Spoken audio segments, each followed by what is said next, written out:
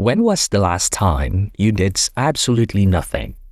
Not scrolling, not Netflix, not relaxing with one eye on your phone. Nothing. If you had to think about it, this episode is for you.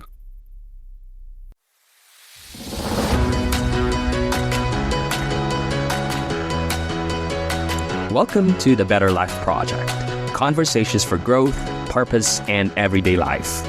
I'm glad you're here. In this podcast, we'll explore meaningful ideas, honest conversations, and practical ways to grow into a better version of ourselves. Let's begin.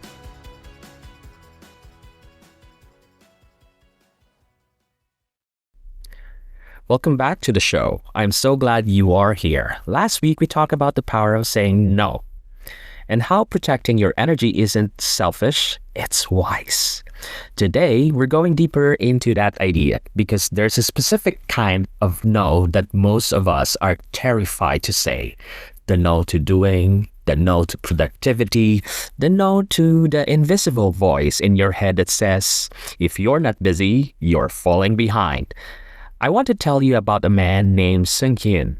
He was a software engineer in Seoul, South Korea, brilliant, driven, the kind of person who wore his work ethic like a badge of honor. He worked 14-hour days. He answered emails at midnight. He took his laptop on his honeymoon just in case. His colleagues called him a machine. He took it as a compliment. At 34 years old, S1E3 had a stroke. He survived, but lying in the hospital bed, unable to move the right side of his body, he said something to his wife, and I haven't been able to stop thinking about. He said, I never once stopped to enjoy any of it. I was always running toward the next thing, and now I can't run at all. S1E3's story is not rare. It is a warning. And the medical community has a name for what happened to him before the stroke even came. They call it burnout. And the World Health Organization now classifies it as an occupational phenomenon, a real, diagnosable, dangerous condition. But here's what I want to explore today. Because we're not just talking about work, we're talking about an entire culture that has declared war on stillness. And it is costing us everything. Let me share something with you that genuinely changed the way I live. Neuroscientists at the University of Rochester made a startling discovery about what happens inside your brain when you sleep. Specifically during deep rest, they found that your brain has its own cleaning system. They call it the glymphatic system. And here's what's remarkable. This system is almost entirely inactive when you are awake and busy. It only activates fully when you rest. During sleep, studies in mice found that the space between brain cells expands by about 60%, which may help cerebrospinal fluid clear waste, including proteins linked to Alzheimer's disease. Your brain cleans itself, but only when you let it rest. And it's not just your brain. Your immune system rebuilds during rest. Your muscles repair during rest. Your emotional regulation. Your ability to be patient with your children, present with your partner, clear-headed at work, is almost entirely determined by how well you rested the night before. Rest is not the absence of productivity. Rest is productivity. Yet somehow, we've built a culture that celebrates exhaustion. I'll sleep when I'm dead. I'm so busy, said as though it were a virtue. I only need 5 hours, said like a superpower. Matthew Walker, one of the world's leading sleep scientists, says that no major system in the body or the brain is not enhanced by sleep, and not catastrophically impaired when sleep is insufficient. Catastrophically impaired. Those are his words, not mine. Here's the beautiful irony. that I want you to hold onto today. The most revolutionary act you can perform in a world that glorifies busyness is to rest without guilt. That is resistance. That is wisdom. That is, in the truest sense of the word, power. Let's talk about what rest actually looks like. Not in theory, but in beautiful, complicated, noisy reality of your life. Let's go to parenting first, and let's talk about the gift of a rested parent. I want to say something to every parent that's listening right now, and I want you to really hear it. Your children do not need a perfect parent. They need a present one. And you cannot be a present when you're running on 4 hours of sleep, 3 cups of coffee, and a guilt trip from the morning school run. Here's what the research on childhood development tells us clearly. Children's emotional security is built not through grand moments, but through everyday attunement. The small, repeated experience of a parent who is calm, available, and responsive. You know what makes you calm, available, and responsive? Rest. When you are rested, your patience you didn't know you had, you hear the question behind the tantrum, you see the fear behind the defiance, you become the parent you always meant to be. Not because you tried harder, but because you finally stopped. Going to bed at a decent hour is an act of love for your children. Napping on a Sunday afternoon is not laziness. It's preparation. Saying I need 20 minutes of quiet time is modeling emotional intelligence for the next generation. Your rest is their inheritance. Now let's go to finance and talk about the exhausted decision maker. Here is a financial truth that nobody puts on a budget spreadsheet. Tired people make terrible financial decisions. A 2011 study by researchers in Israel looked at judges making parole decisions throughout the day. At the start of the day, fresh and rested, judges granted parole about 65% of the time. By the end of a long session without rest, the number dropped to nearly 0. Same judge, same criteria, completely different outcomes, based purely on mental fatigue. Now think about your own financial decisions. The late night online shopping that felt so justified at the time, the impulse purchase at the checkout because your willpower was already spent, the financial conversation you avoided because you were too tired to face the numbers, the investment you rushed into because your exhausted brain wanted a quick fix. Rest is a financial strategy. Making your most important money decisions in the morning after sleep is not a small thing. It could be the difference between a choice that costs you thousands and one that builds your future. Never make a major financial decision after 9 p.m. Never. Write that one on a sticky note, put it on a laptop. You're welcome. Third, let's talk about relationships. I want to ask you something honest. Think of the last significant argument you had with someone you love. Were either of you tired?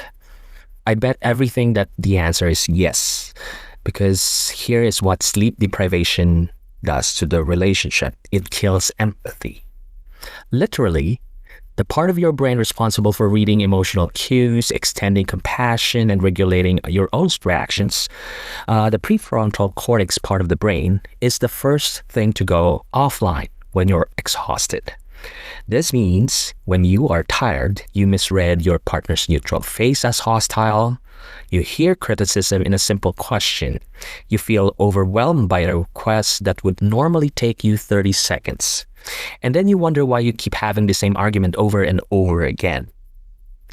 The most loving thing you can do for your relationships, like your partner, your children, your friends, your colleagues, is to prioritize your own rest.